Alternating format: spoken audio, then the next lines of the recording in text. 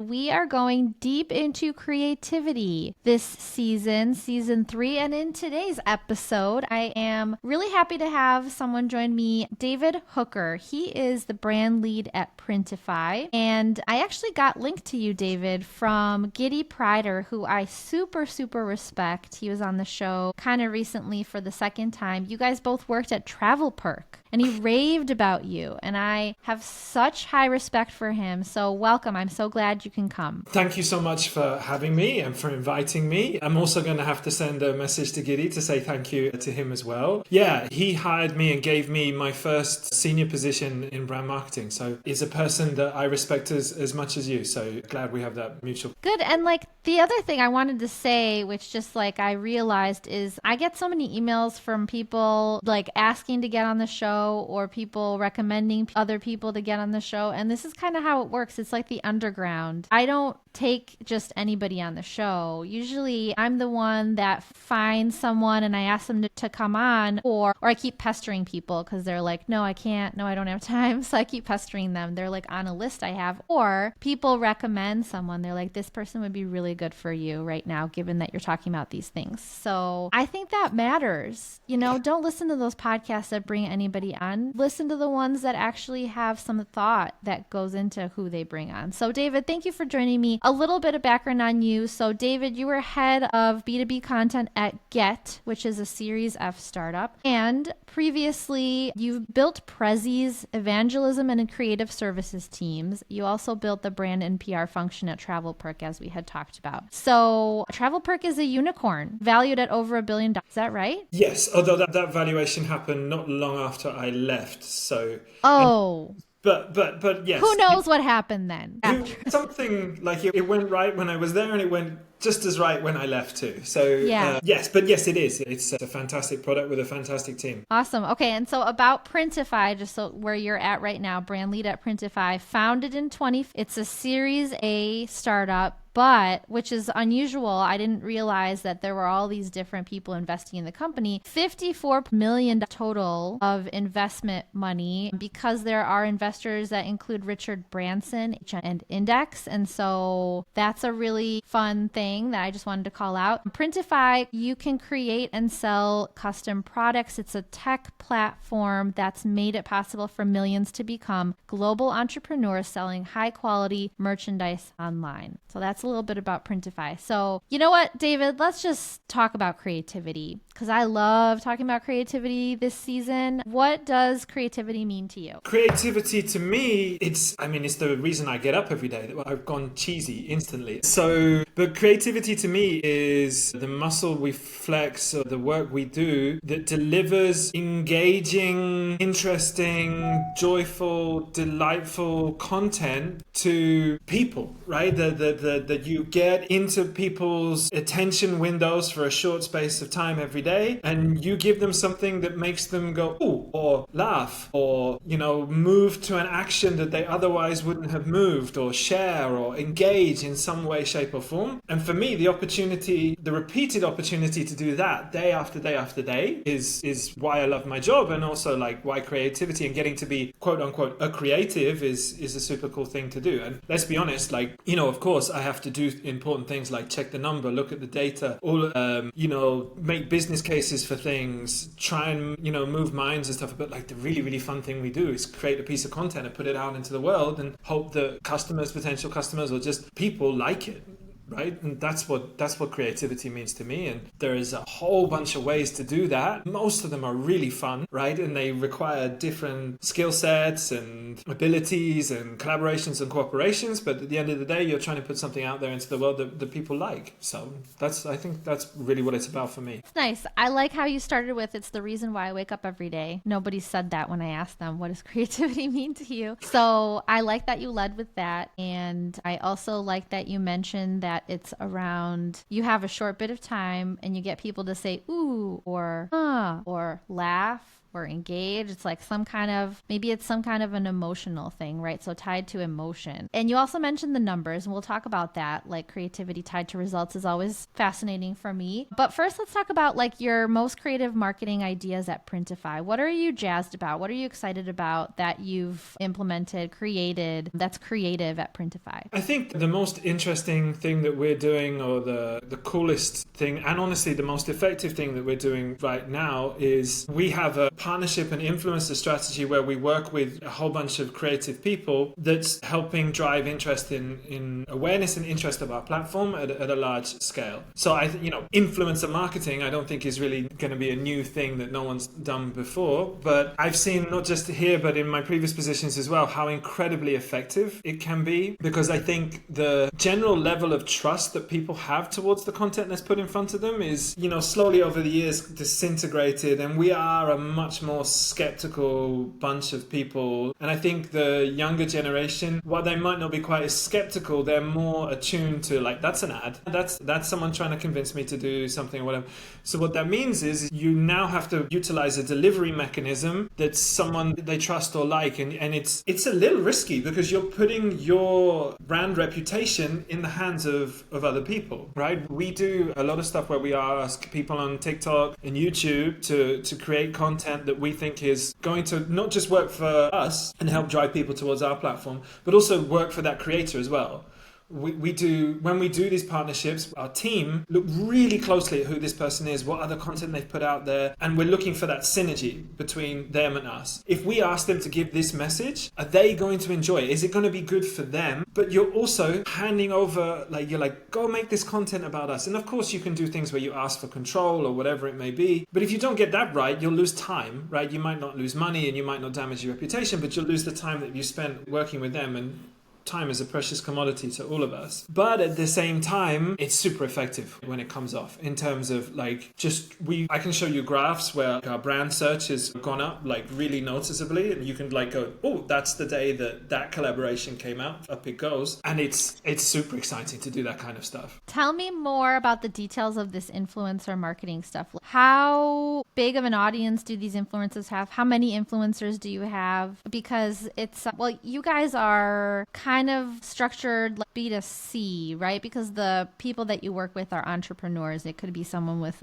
their own business. Yeah, so I recently sat in a meeting and I declared to everyone in the meeting, guys, we're not B2C, we're not B2B, we're B2ME, right? And they were like, what on earth are you even talking about, ME? B2Me? B2Me. Oh, wow, I've just realized, wow, I should have said that. So yeah, ME is micro entrepreneur, right? So one of the things that I looked at when I came in and I joined Printify, and it was a mistake that I made. When I was going through my interview process, I was looking at it, it was like, oh, okay, it's a company that allows you to take your design and stick it on a t-shirt, sweatshirt, all of these different products. Oh, that's cool. And I immediately started imagining a user base that was creative people, designers, artists, these kind of people who've got some designs kind of kicking around that they think is beautiful and they want to stick on something, start selling. We have those people, but actually when I started speaking to our users, which is the first thing that everyone in creative marketing should do, is go speak to the users, because it's a treasure trove of stuff. But when I started speaking to them, I realized that, whoa, hang on, these are micro entrepreneurial people. Micro as in there's only one of them, not as in they're tiny little individuals. That wasn't something I noticed. But yeah, these are entrepreneurial people of one. Sometimes it would be a couple or a couple of friends or whatever it may be, and they're people who are looking for ways to make passive income, make some extra money coming online, side hustles, that kind of thing. So when I was putting together what our strategic narrative looks like across all of our communications, it was pretty easy for me to go, look, we're not a company that's going to have a narrative that's about printing, right? Even though we're called Printify and that's what we do, our narrative has to be around freedom and allowing people to make passive income and work when they want and be their own boss and all of these things. So we looked at the top of the funnel and we're like, okay, what are the messages that are going to get people in that resonate with what we want them to do when they get further down the funnel? And it was all about financial freedom, being your own boss, taking control, learning a business, business, all of these things. So once we knew that, we then literally just went out onto the internet to see who else is talking about this stuff, right? Who's talking about side hustles? Who's talking about passive income? Who's talking about ways to make money online? And we found that these people are on TikTok, they're on YouTube, and they're on podcasts. And so we just looked at the landscape. We made a giant, great big list of everybody we thought in that space, from the huge, great big mega influencers, someone like Mr. Beast, who we haven't worked with yet, people like Gary Vee, like who are in this space, through to people with a YouTube following of like 1,000 or 2,000, but they're talking really specific stuff about, and it can be anything to do with ways to make money online, stock investing, any kind of side hustle or anything like that. And we're like, does their message, does it synergize with our message? And then we just started approaching them. We work with a lot over, and the ones that work well, we tend to work with again, because they shows us they've got the right audience and they're coming in. But we want to dominate that space. So we don't kind of restrict ourselves to too few. We started small. We went, smaller audiences have lower prices. It's less risk. So we went with those people first. But then as they've worked and we can prove that it works, right? And be able to say to the rest of the company, look, this drives awareness, which drives landing page traffic, which drives conversions, which drives GMV, which drives money, right? We've been able to do all of that. It was very easy to just kind of turn up the volume, but we already had that great big list of everyone we ever want to work with. But I check in with that team regularly to make sure that the people they're thinking of reaching out to are going to fit with the brand. I had a meeting this morning with our influencer team lead about one particular influencer who's been attached to the FTX thing.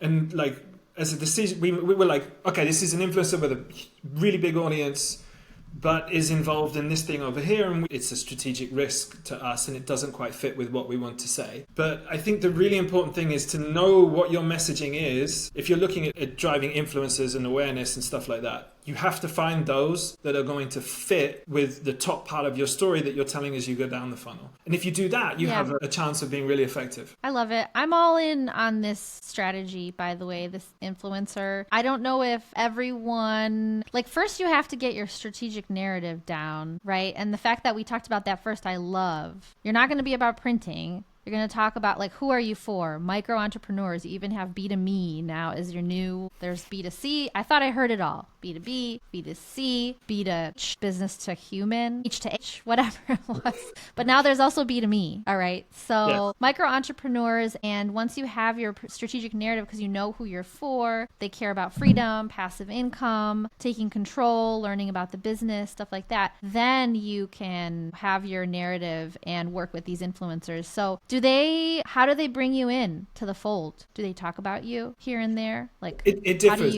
Do you pay them? Yeah, go ahead. We pay them by the post typically, or you buy a series of posts and whatever. And it'll differ from influencer to influencer. We try and give them as much creative input into it as possible, right? The reason they have a platform is because they have a voice and they know what works on their channel. So we typically like them to come to us with ideas. Like, we'll go, look, this is who we are. This is the kind of person we're interested. This is why we're speaking to you. What do you think? Right? And the good ones will come back with, love this. My audience will love the platform that you're providing. Here's the idea I'm thinking. Right? And some of them will do it in a really subtle way. And some of us stuff is more subtle. They talk about the...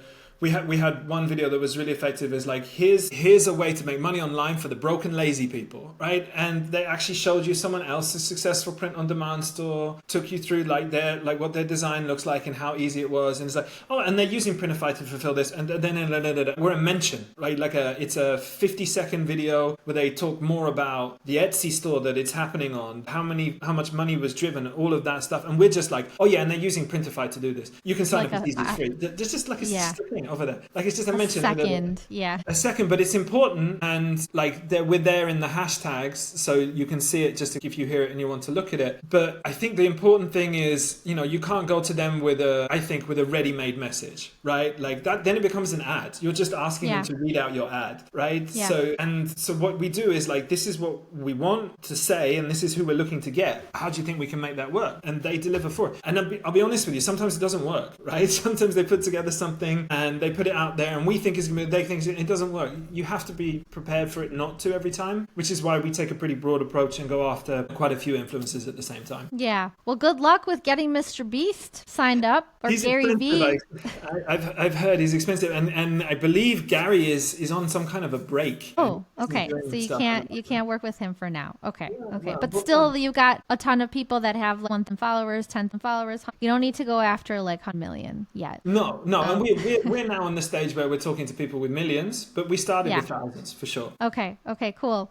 Yeah, that's also fascinating to me. So when I talked to Gidi, we talked about how valuable creative directors are. And we talked about how valuable it is when he actually made the comment, like, if I could just talk to young Gidi, I would tell him, like, what are you thinking? Bring on a creative director early, don't wait. So I wanted to ask you, like, why do you think he super values creative directors, and what makes for an awesome creative director? And by the way, when I say creative director, it's like the head of brand, right? That's a creative director. You are leading brand, but you also talked about numbers. So let's chat about creative director, what makes for an awesome one. And then let's also talk about tying creativity to results. Okay, so what makes a great creative director, or at least why is one important? I think that the reason for the importance we've already touched on, which is that strategic narrative. When people talk about pitching to investors and VCs, the thing that you'll see again and again and again is product market fit, right? Like, it's the holy grail. Everyone talks about, you need product market fit. But what is product market fit? Product market fit is you're solving a problem, right? You're like, the person has a problem, the existing status quo of doing it is not good in some way. Your product makes it cheaper, quicker, easier, whatever it may be.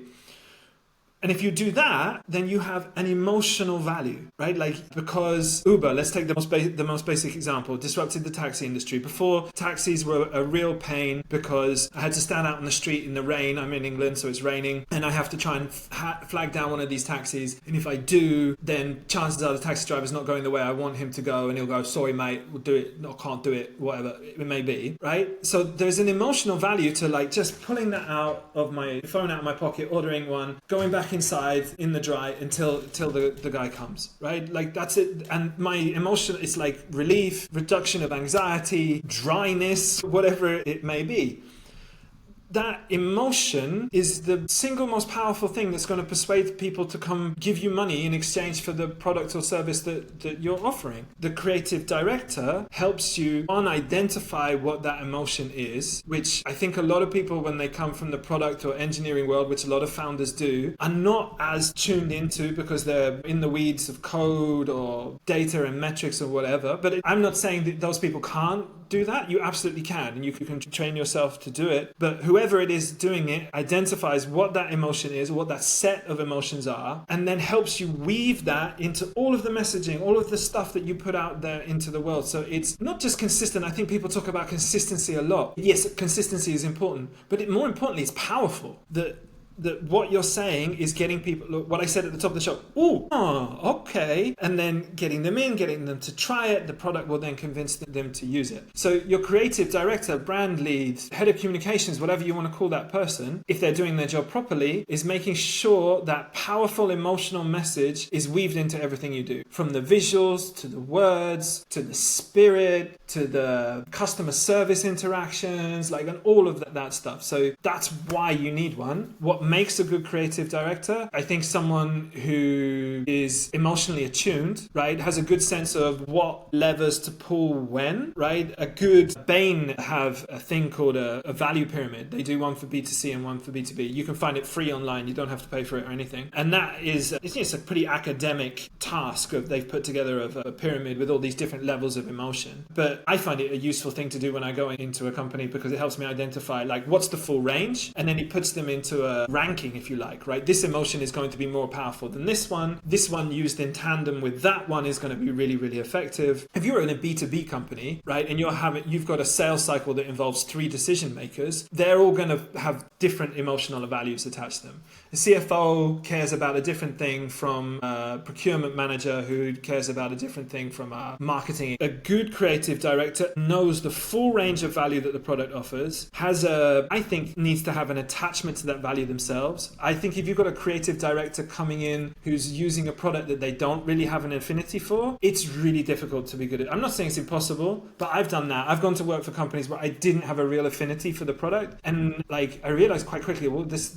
it's not just a case of me not being happy, it's me not being effective, right? That I'm not delivering value because it's not something that I believe in or use, or like, okay, I get why people do, but if you don't have that internal emotion within yourself, you're not going to be the most effective person creating it. The other thing is, and I think it's a cliche that gets bounded around a lot at the moment, but it's the ability to tell a story. It's the ability to use narrative and visuals and all of these different tools at your disposal, and use those in such a way as to create engagement that people like. Stories is the most effective way still of getting people to engage with that stuff. So I think those two things are really key. Yeah. We talked a lot about story with Gidi as well. So I think that you're right. Like there's like emotion matters so much. And it's the power of getting people to like having the resonance for people that like, oh, you get me, right? And oh, I understand the story you're telling, and oh, I really need that, you're right. And emotion is just such a big part of the importance of narrative. So I'm glad we talked about emotion. And yeah. Well, I just want to say on emotion, I think people can often especially, I'm saying this again, but especially people in kind of the product world who are looking at metrics and stuff. The example I always like to use, and this is dating me in my age a little bit, but have you ever heard of a Zune? No. Okay.